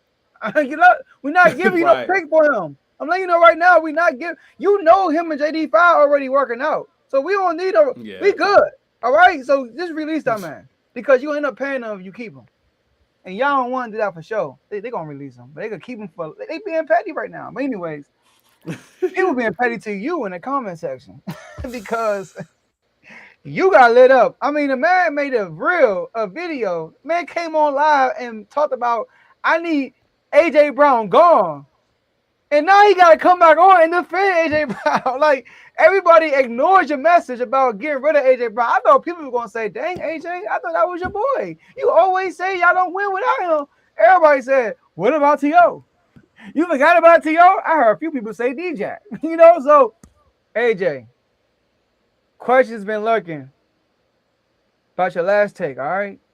AJ Brown, you claim this. He's the greatest receiver in Eagles history. Now, we need you to upfront and defend that take. Why is A.J. Brown the greatest receiver in Eagles history? Joe, for me, this is quick. I'm not going to lie. To me, and I don't mean to disrespect T.O. because I love T.O. I don't mean to disrespect D-Jack because I love D-Jack. Jeremy Maclin, you know what I mean? Obviously, Devontae Smith now is doing his thing, and then you got the guys that came before him, the Harnold Carmichaels and all of those guys I didn't see to play the game, right? So I don't want to disrespect those guys, but as far as being a Eagles receiver, none of those guys have been better, in my opinion, in the Eagles jersey than A.J. Brown. None of them. When you talk about A.J. Brown and his career so far in Philadelphia, number one, you got to talk about his impact on winning. The Philadelphia Eagles, before he came along, were a playoff team because of Jay Hurts. You know, he was still in the offs. Don't get me wrong. But he came along and helped us get to two, not one, but two Super Bowls, right? Two Super Bowls, right? He played a big part in both Super Bowl runs, not only in the regular season, but in the postseason, right? So we know that is the case, right? You talk about achievements and accolades. The man in the Eagles jersey broke Calvin Johnson's record for the most games in a row. I believe it was 6 games in a row with over 125 yards. He's a 3-time All-Pro. He's had 2 back-to-back 1,400-yard plus seasons. No Eagles receiver can say that, no matter the era. As explosive as Deshaun Jackson was, he never went for 1,400 yards, right? You could argue he's as versatile as any of the guys that's in that conversation. Like we talk about D-Jack being a deep threat. AJ Brown not a deep threat. AJ Brown can't take the top off the defense. Then you talk about a guy catching the ball over the middle. AJ Brown can't catch the ball over the middle. You talk about a guy being physical. AJ Brown not physical. AJ Brown don't have the ability to be, to be finesse. AJ Brown has done some of everything in the Eagles jersey. Now, when you look at these other names, Carmichael, again, respect to him. I didn't see him play the game, so maybe I'm naive to him, right? He ain't put up and again, it's different eras, so it's hard to compare in those eras. But he ain't put up the numbers that AJ Brown put up. He didn't, right? Like I said, Deshaun Jackson, I was able to watch him play. Deshaun Jackson wasn't going over the middle of the field, which is why he wasn't getting the same yards and getting the same stuff that AJ Brown was getting. And D-Jack could be a little injury prone at times too. And I love D-Jack, but at times D-Jack was a I don't even know how to phrase it. D-Jack was a I hate to put it like that. I love D-Jack. But D-Jack could kind of be like a one-trick pony at times. Like, if it wasn't the deep ball or the screen he was taking to the house, D-Jack really wasn't that effective. It was Jeremy Maclin that was getting the slants and being a physical guy and doing all of the dirty work. And then D-Jack could just take the top off the defense. That was his role, and he excelled in it. But that's really all D-Jack was for real. Now, let's get to T.O. I see somebody in the comment section talking about that's the dumbest thing anyone can say. I mean, I don't mean to disrespect T.O., but listen, T.O. played for the people that's watching. And when we edit this, I need this zoomed in on me. T.O. played for the Eagles for 2 years. 2 years. 1 year, he went for 1,200 yards and I had to double check. He had double-digit touchdowns, if I'm not mistaken.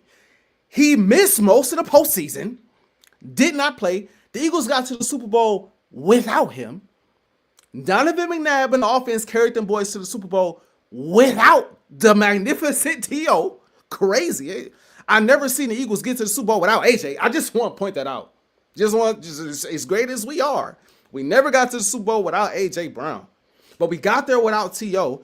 Granted, he got into the Super Bowl and he played on a broken leg and gave us one of the greatest Super Bowl performances of all time. And T.O. is T.O. But that was for 1 year. What did he do the following year? He gave us 700 yards and then was in a driveway doing sit-ups and mad at Donovan McNabb because Donovan McNabb didn't speak up about him getting a contract extension. And before we know it, he went and played for our ops. He had better seasons with the ops. He went and played with Dallas, had a better career in Dallas than he did in Philly. So I'll be damned if I say a guy who came to Philly for 2 years, missed a whole postseason run besides the Super Bowl game, and had a better career in Dallas is the greatest receiver to ever play in Philly. That's just disrespect to Philly, if we being honest. It's no shade towards T.O. T.O. is the best receiver to ever play in Philly, similar to the fact that LeBron James is the best player to ever play in Miami. He's not the greatest player to ever play in Miami. That would be D Wade. And there's a difference. Some people got to understand the difference. A lot of people don't understand the difference. When you hear the word greatest, everybody automatically thinks the best. And that's not what that means. Greatest is longevity. Greatest is accomplishments, achievements. What did you do? Best is talent for talent, who's better. Talent for talent, yes. Give me T.O. all day long. All day is Terrell Owens. He's top 3 receiver all time, yes. But greatness for this franchise, he had more greatness with San Fran. He had more greatness with Dallas than he did with Philadelphia. So he is not the greatest receiver to ever play for the Philadelphia Eagles. He's the best, not the greatest. And in my opinion, my humble opinion, he's the only one that I feel like really deserves a debate because he is T.O. Them other guys, they cool. Don't get me wrong. They cool. They not 1K. They not 1,400 yards. They not back to back to back to back to back to back 125 yards. They not a receiver that got us to multiple Super Bowls. The only champion amongst the guys. The only and whoever said that, I guarantee you didn't watch him play, but that's conversation for another day. Conversation for another day, right? The only one of those guys mentioned that actually hoisted a Super Bowl trophy with the Philadelphia Eagles. None of them other dudes we mentioned did it. And if they did, it wasn't a Super Bowl trophy. It was like an NFL championship. And nowadays, I'm told that don't count. So I'm just saying, overall, AJ is the best. None of these other guys have done what AJ Brown did in the Eagles jersey. I don't think it's that close. And I've listened to older Eagles reporters say the same thing. Like, as great as Carmichael was, there was another guy. I'm trying to find the name real quick if I can find it real fast. Mike Quick. Come on, bro. No disrespect. He's not AJ Brown, bro. I'm sorry. That's no. So yeah, I think AJ is overall the greatest. Maybe not the best, but he is the greatest. Hey, you took the words in my mouth when you did a Miami Heat comparison. I wrote that down. I was gonna say LeBron James is a better player than D Wade, but D Wade is the greatest Miami Heat player. But you can make but LeBron has a legit. LeBron, he probably is the greatest. You just don't consider him because he's not a Miami Heat. Mm-hmm. But he probably is the greatest on the whole time. He got more MVPs. He won 2 finals MVPs. But, I mean, I'm just saying. But he ain't win without D Wade though, so we can't do that. But right. But you get the comparison though. Yeah, some people got Kareem as second, third best player ever. But Kobe is a greater Laker. Mm-hmm. He just is. Kareem won with the Bucks. He didn't do everything with LA. You know what I mean? Magic is a greater Laker than Kareem. But is Kareem a greater player than Magic? People say yes. So it's the difference between best and greatest. And Harold Carmichael, come on, man. I know what you did. You just Googled the most yards in Eagles history, and he popped up. The man played like 15 years, went over 1,000 yards 3 times. That's it. Only hit 1,100 yards. It's a different era. You know what I mean? We can't. It's not even fair. Ask him who got the record for the most receiving yards in Philadelphia Eagles history in a single season. Oh, is it what he did? Ask him who got that record. If we want to talk numbers, the numbers argument not gonna help a lot of people. It's not. AJ got a lot of them Eagles records. I definitely agree with you, and then kudos to Kev, because I was thinking the same thing when you was when you was naming them. We thought Jeremy Macklin. I'm like, I get it, he's a good receiver, but exactly. Why is he in the best receiver conversation? He said Jeremy Macklin. I'm like, Jeremy Macklin, what the world? Alshon Jeffries, you know what I mean? Like, don't get me wrong, they were good receivers, but they not considered the best. So like, AJ Brown is the only Eagles receiver that is considered the best receiver and was with Philly for a good amount of time. Mm-hmm. He's the only receiver. T.O. is the only other receiver that I can think of on the top of my head that was considered the best receiver in the league or in the conversation that y'all had.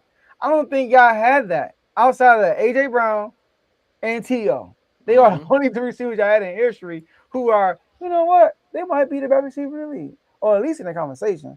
Right. D-Jack was never in the convo of best receiver. He was always the best deep threat. Mm-hmm. You know what I mean? Best deep threat. Mike Quick is also another player. It's not like he was a big play guy. You know what I mean? Like, he had speed. Mike Quick. There you go. Right? Right. Yeah. So I agree with you, because greatness is all about your resume. It's when I look at the resume, this is what happened. Greatness, in my opinion, you can prove it. You can look at something and say, this is it. Best is off of your opinion. It's off of your eyes. Like, when I watch, this is what I believe. I believe he's better than you.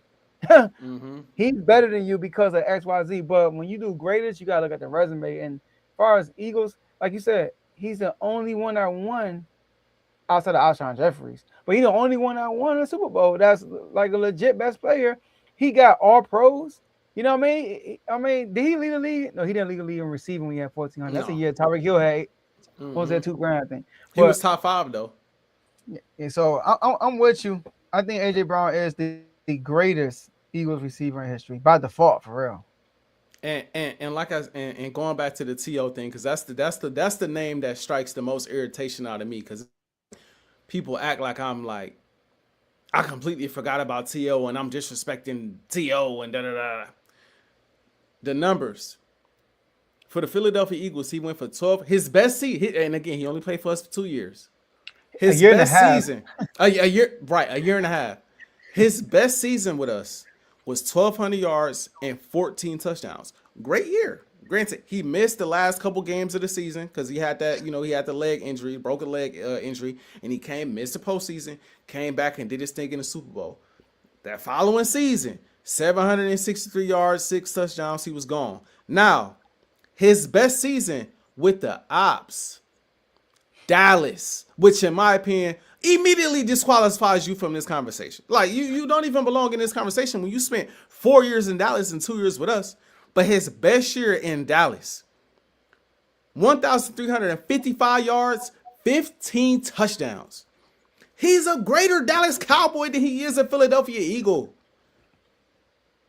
He's a greater Dallas Cowboy than he is a Philadelphia. So again, I will be damned if I say T.O. You see the disrespect? You feel where I'm coming from, Joe? I'll be damned if I say he's the greatest Eagles receiver when he went and had his best years with the Ops and was torturing us. I'm old enough to remember him killing us, taunting us, doing the in the end zone. We ain't playing that. He ain't got the numbers to match it. He ain't got the resume to match it. He ain't got the accolades to match it in a Eagles jersey. Now again, in my opinion, T.O. is a top 3 receiver all time. It's Rice, it's Moss, it's T.O. And depending on what day you catch me on, I might say Moss, T.O., Rice, because I didn't see Rice. But at the end of the day, as an Eagle, one great season does not make you the greatest in anything. And that's a way of life. You do a thing one time great, that don't make you the greatest of anything for the most part. You have to continue to display that greatness in order for you to get that accolade over guys that have displayed it over a period of time. Don't get me wrong. He's clearly the best receiver you ever had. Yeah, for sure. Yeah. Because even that 1 year he had, arguably you can say is more impressive than AJ Brown's best year. Yeah, like I said, to me, well, my bad. Go ahead. Because he missed 2 games. AJ Brown's playing 17. That's fast. So he missed 2 games. He didn't have another guy on the other side, so he's not being secret cover the whole game. So he put in work, and he had 14 touchdowns. And even the year he played half the season, not even half, he played 7 games, he had almost 800 yards. Like, true. Bro, he was cooking. So this is true. So the only reason why he's not the score, in my opinion, the whole Dallas thing don't disqualify him to me, because at the end of the day, he played for y'all. I get as an Eagle fan, you don't want to do it, but that's just how disrespectful he is. He cooked with y'all and go to the Ops and cook with them. He also led the league in drops that year too with the Cowboys, I think. But the man, like, the only thing that's stopping him is AJ just play longer. That's it. If he probably play these 2-4 years, he probably get AJ. He'd probably be the greatest. I get and again, his name alone and how great he is alone in itself, right, would automatically put him in a certain conversation if he did it for the same for 4 years or even 3. If he gave you 3 years same production, it would be the same thing. I put this comment on the screen because it's just like, respectfully, we appreciate you tuning in, but like, these be the people I be debating with. They just be kind of saying anything. Like, he did it for 4 years. What are we talking about right now? He's a 3-time All-Pro in a Philadelphia Eagles jersey. What are we? I'm lost at. I'm lost. But these are the people. I mean, come on now. But like I said, credit to T.O. Again, If you ask me who's the best receiver in Philadelphia Eagles history, it is no question, no brainer, T.O. No, If you not ask even a me, conversation. not even a conversation, because T.O. is T.O. Not even a conversation. If you I'm ask not me even who's talking the about just greatest, T.O. career. I'm talking about him as an Eagle. That's what we talking about. yeah, Him as an yeah, Eagle. yeah, Okay. just best receiver. Yeah, he's Yes. better. He is better than AJ Brown. No question about it. That's not a conversation to me. That's not a Respect. conversation. But if you ask me who's the greatest receiver in Eagles history, to me it's AJ Brown, and that is also not a conversation. To me, it's not a conversation. Given everything I just listed out, accolades, accomplishments, overall resume, none of the other receivers can truly compete with that. Yeah, he And got again, something. maybe the biggest thing, like you said, the biggest thing, his impact on winning, is maybe on top of the accolades and on top of the stats is maybe the biggest thing, because I could argue T.O. impacted winning quite a bit too, but I don't think any of these other receivers impacted winning the way AJ Brown has impacted winning over these last 4 years in the Eagles jersey. I mean, let's take out last year, right? Hey, we made the playoffs. And last year was rough. A lot But a lot of them blaming AJ Brown for the. shoot, I'm kind of one of them. I ain't gonna lie, but I mean, still, you know what I mean. I still give him. I still say, he puts another pressure on the defense that defenses got to worry about. And so I give AJ. I've seen us ascend with AJ Brown in ways that we was not ascending without him. He took our team to another level when he joined. So I got to give credit where it's due. Yeah. Shout out to both of y'all receivers, man. I'm not gonna lie. T.O. was like that, Mm-hmm. and AJ Brown doing his thing. So Yeah. he's the greatest. T.O.'s the best. Just know the difference. Everybody's tuning in. All Yes, right. sir. Great show. I mean, a lot of electricity today, like always. And my last words, I mean, he over here, arguing about who the greatest receivers, in his history. It's funny because when Car like going back to what Carol said, y'all legit only got two good receivers your whole career. your whole Two life. greats, yeah. Two great. That's it. We've had some productive guys, but we haven't had greats like that. Yeah. But I will say, when y'all get great receivers, y'all get to the bowl. So maybe you just stick to that formula. That's why you won, because you got two. You got two number one. I see it now. I see you only had one. You only got there. I see it. I see the vision. All right, cool. But anyways, Commanders, man, keep cooking. We chilling. You know what I mean? We in the kitchen. We ain't telling about what we cooking. They see it, and then we not even saying nothing. Adam Peters, he made a mistake last year. Signed some old veterans. Didn't work out. He said, okay, I got you. I'm going to get younger. AJ, we got a young squad now, but based on the free agents. 27, 26, 24, 23, 25. Everybody on defense except for two. Got my boy Rashad White. A lot of people hyping that. I'm not even really too hyped about Rashad White. I just like the fact that he playing with his boy JD5. And we know who coming next, BA. Terry McLaurin and Brandon Ayuk. I like that. I know a lot of people saying that he a crash out. He is. But he going with his boy. And you know how it is when your receiver go with his boy. Magic happen, right? So I'm excited about that. Sacramento. Hey, I came out, I wanted to tank. I still wanted to tank. But then I came out and said, you don't have to be the worst team to get the number one pick. It's Ask Detroit. It was the worst team for like 5 years straight. Never got the number one pick. Only got K once. They had the record. They almost broke the record for the most losses in NBA history and still didn't get number one. The Spurs got in. They got Wemby. So my thing is, we don't have to be the worst team. We just got to be around the conversation. Let's try to win some games.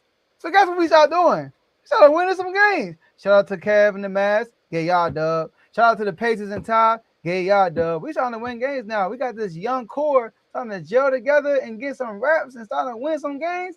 And you add AJ to that. Not AJ, 2K. You know what I mean? You're talking about AJ, the bastard, or Peterson. Then we're going to be straight. The future is bright as long as we win this lottery. And I'm banging on it. Dang, I got to depend on the lottery to get good. But those are my two teams. Shout out to the whole R2 network. Shout out to the whole R2 family. Shout out to my boy AJ.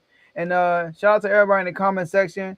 We appreciate everything y'all do. And shout out to everybody watching on AJ channel. AJ, floor is yours. Hey man, first things first. Of course, it's been a fun episode. It's always fun getting together with my boy JJ Joe Jordan for another episode of Unfazed. It's always fun going back and forth with debates and things of that nature. That's always fun. Appreciate everybody watching on my channel, Time Out or Full Time Out. Appreciate everybody watching on the Arts of Well channel. If you're watching, I think the highest we got was like 75. So I need y'all to like, I need y'all to subscribe, I need y'all to share if you like what you see, if you want to debate, all of that. Like, share, subscribe, retweet, wherever you see it, show us some love. We got content pumping for y'all every single week in real format and live format. Playoffs, NBA playoffs about to get going. We about to be live talking about that quite a bit. Obviously, the NFL draft is coming up, so we're going to be talking. It's a lot of stuff, good stuff coming up, man.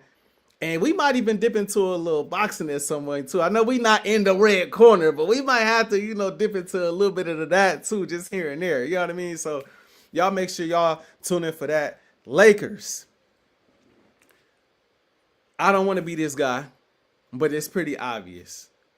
We are a better team without LeBron right now. It's just the facts, bro. It's just the facts. The defense look better. The offense look better. AR and Luka look like they play more free. DeAndre Ayton blocking shots, catching lobs. It just looked like we are a well-oiled machine at this point without LeBron.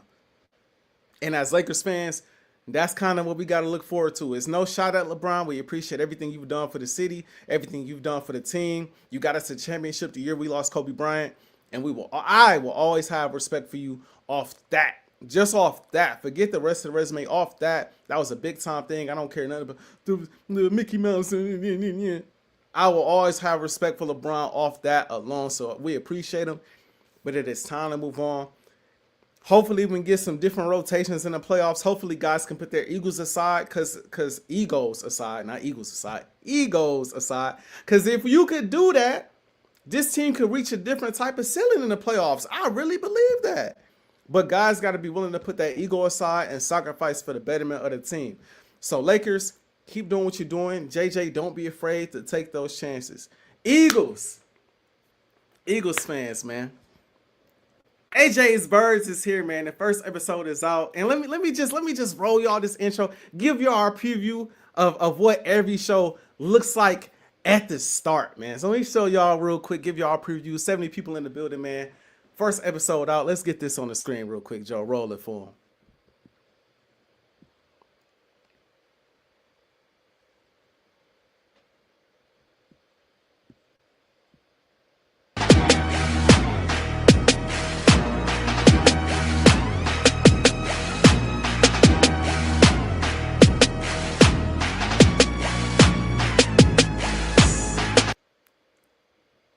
Looking, firing, intercepted, picked up by Coombs. Gets a block, snap it, and it's Trey Burton who throws caught. Foles going for it all into the end zone, and it is caught. Hurts going deep, Burrow, Devontae Smith.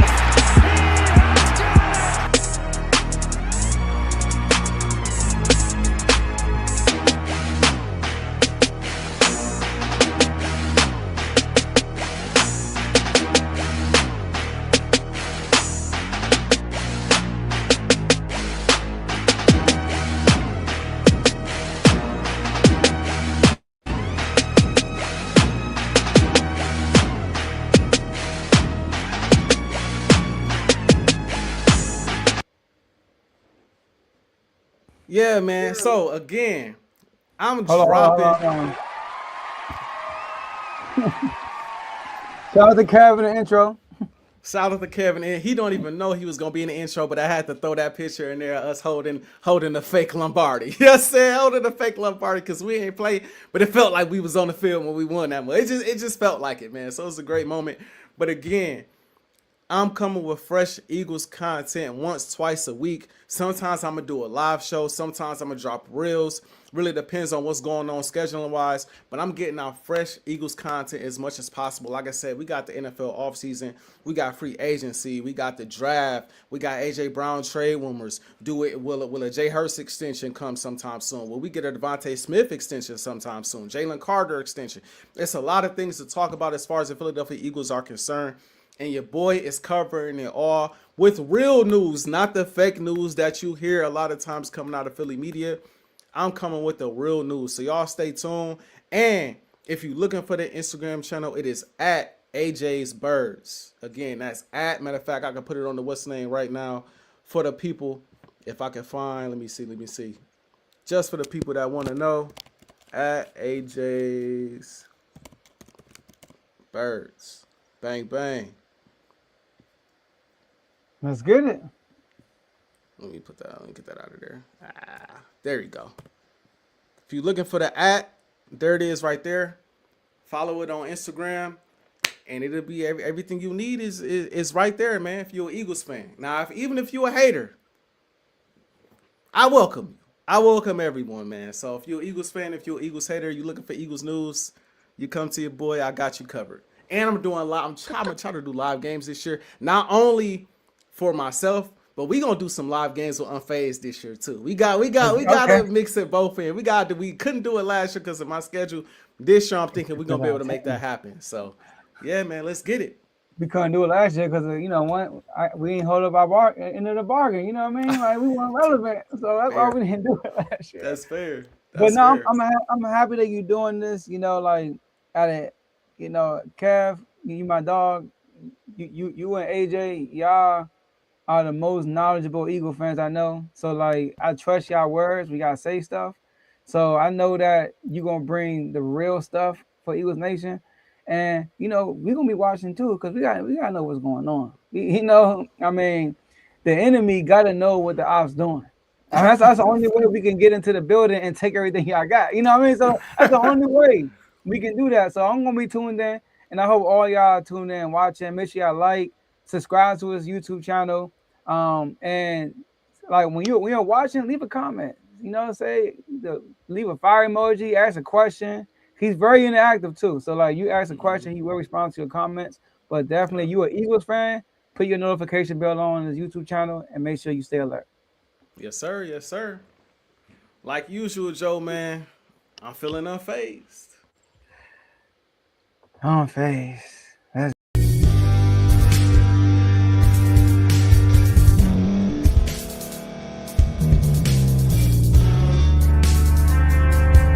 Thank you for staying to the end. If you're watching this on YouTube, please like this video, subscribe, and also hit that notification button so you can be notified next time we put out a video. If you're listening on any podcast platform, subscribe and hit that notification button, y'all, so you can be notified we put out another podcast audio. And last but not least, hit that share button. No matter what you're listening to or watching it, hit that share button and send it to somebody that you know that would love to watch this episode you just listened to. So once again, thank you for staying to the end, and we'll see y'all in the next episode.